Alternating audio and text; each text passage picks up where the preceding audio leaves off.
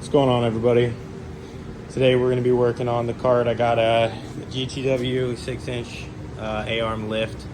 Just came in yesterday. We're going to see how it goes. Hopefully it goes pretty smoothly. I also have the adapter coming in for the steering wheel so I can get that put on. Little update on the motor from Plumb Quick. Shout out to UPS. I shipped it last week and didn't get any updates after 5 days, so they lost my motor in Jacksonville, so I'm dealing with a claim on that. They also put down the incorrect value of $100 on the motor, so I end up buying a new motor from the money UPS is paying me back, or I'm gonna end up getting my motor shipped out to Plumb Quick if they find it, and might get it back in a month or two.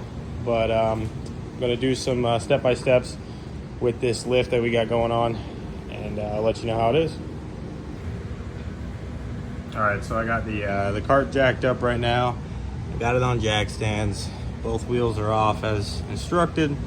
I got to remove the plastic hubcap, and then with a 21 millimeter bolt or socket, I'm going to remove this nut, and then I'll be able to remove the hub. I already got it down on that side fairly easy. I'll let you know when I get to the next spot. All right, so the next part is we're gonna remove this bolt that holds the front shock in place. And they said we don't have to remove the whole shock, we just have to remove the bottom. Once we slide it off, we'll be able to push it out of the way. So, if I can show you guys what that looks like.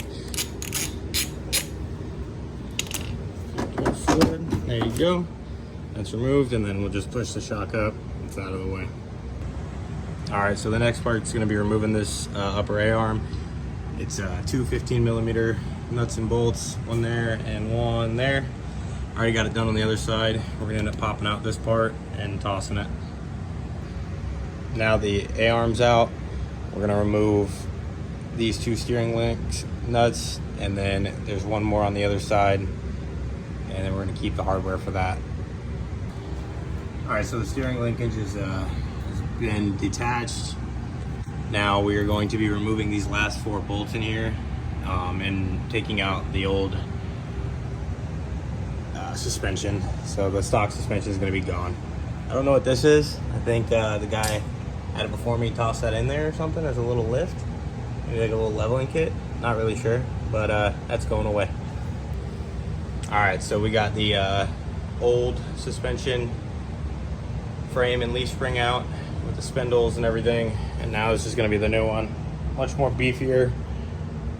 Two springs on the leaves, or 2 leaves on the spring.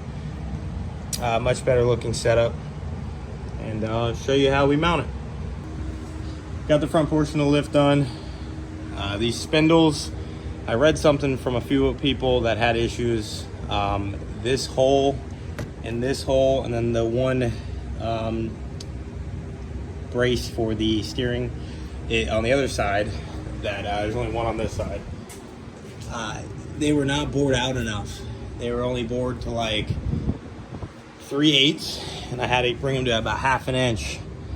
So that was kind of a pain in the ass, but it's on there now. Everything looks good. I'll adjust the camber in the toe. Once we get it on, looks a little funny with super small tires right now, but onto the rear. All right, so I got the rear finished. It's kind of a pain. What we ended up doing was loosening up one side, dropping the other side, using the jack to support the axle. You dropped it down, you put a spacer block in there. You use the new U-bolts, and then you mount the strut up to here. You can see some wear and tear because this one was not wanting to give me a break when I was trying to get the nut off. Finally got it. One issue I noticed is at first your brake line is going to be pretty tight, so it's probably going to shift the axle forward. When it shifts the axle forward, you can't get the bolt that's in there to line up in the hole so that everything's lined up. So I had to use a rubber mallet and beat the axle back into place. Took me a while to figure it out, but once I got it, it's all good. Use the new U-bolts, like I said. You'll use the factory plate, but you'll put it on the bottom, and it comes with a nut This kit looks a lot like the SGC kit, so if you end up buying that one, it's most likely the same. I did use upgraded leaf springs that I put in the other day. Thank God I did that, because that some of those bolts the other day were a big pain. I had to cut them off with a cutting wheel, but it came out pretty good. About to slap the last tire on. If you guys have any questions, let me know. Have a good one.